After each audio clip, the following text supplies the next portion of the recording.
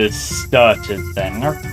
So, what do you want me to talk about? I'll talk about anything you want me to talk about. You know what I mean? Holy Yeah, it's sh! just like pasta. Oh my gosh, I'm dad just called getting, us I am potatoes. getting fucked in every direction. This is an orgy and I die. Ladies and gentlemen, this is temp list for my girlfriend. And guess what? I'm about to beat it. I've got it. Fucking shit! I was so ready, I just messed up. Oh my gosh!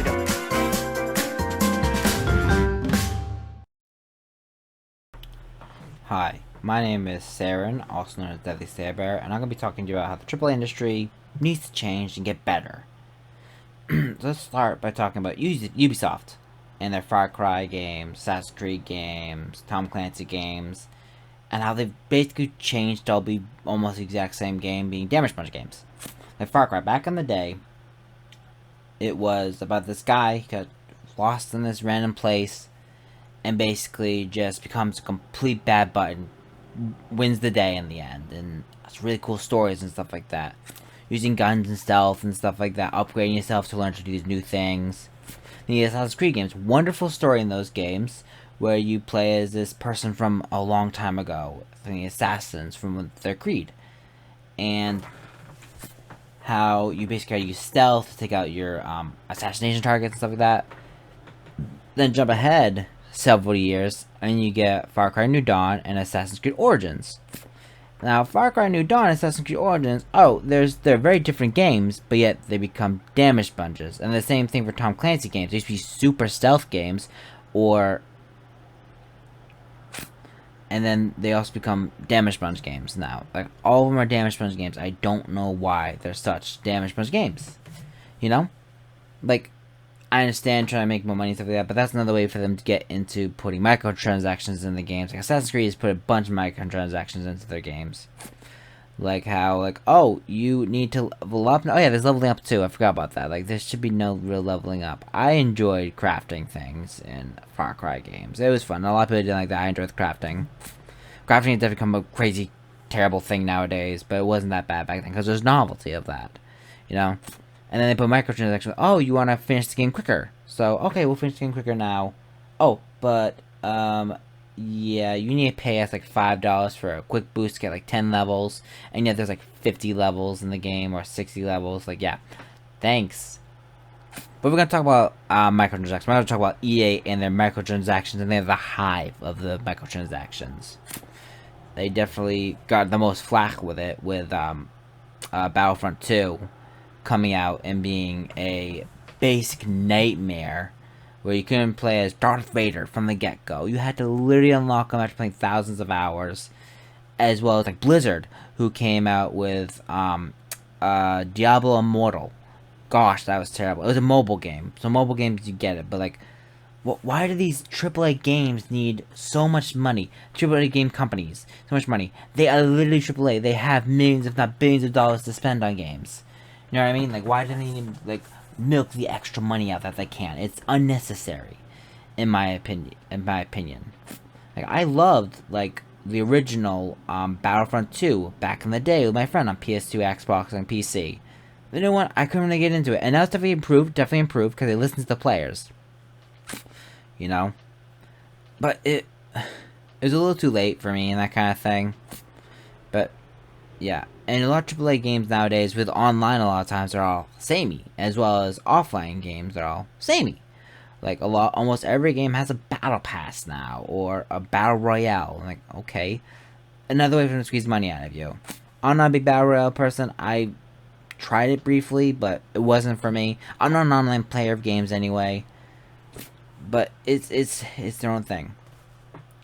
Now, online games have so much microtransactions. You don't see a lot of microtransactions in indie titles like Hollow Knight. Obviously, that came in 2017, and microtransactions were still quote-unquote in their infancy, even though it was still pretty big back then. You know, but they have games like Hollow Knight, which are not a AAA game, by far than an indie game, but look at Silksong. From the trailers we've seen of Silksong, it looks so different and not samey to these AAA games anymore. It makes absolutely no sense why we have all these AAA games that look so samey and whatnot nowadays. Like, Silksong looks different than the past 4 Far Cry games, in my opinion. You know, and I am grateful that Ubisoft is making an Assassin's Creed game that's going back to the roots to a degree. But yeah, I don't need all these people just coming out and saying, well, the microtransactions never make it so we can make more money. Basically what they're saying in the background. They don't need to make more money. The executives are crying with $100 bill tissues kind of thing, making billions of millions, if not billions of dollars off this kind of stuff. Like, what are they called? Microsoft making, like, their budget for video games is, I think, $500 billion is their budget to making video games and their budget. Like, that's insane. You know? So they don't need to be crying about this kind of stuff. And then you get games like Bethesda, which they're a great publisher, but publishers are basically ones taking the money and paying for these games. We have games from them like Deathloop and a lot of Arcane games. But then you have the games coming out specifically from Bethesda that are like, well, basically only have basically only have Fallout, and they have the Elder Scrolls games. And the thing about those games is that they're incomplete messes, you know? And a lot of people can do modding and stuff like that, though, but there shouldn't be, modding should be a bonus to do, not to fix the games, you know, to make them more fun. You know, they should make them fun, but the game itself should be fun. And they are fun. The games are fun, you know, but I don't want my games to be a buggy mess looking like crap. You know, I don't want people, indie developers, basically, making mods to make a game look beautiful again, you know?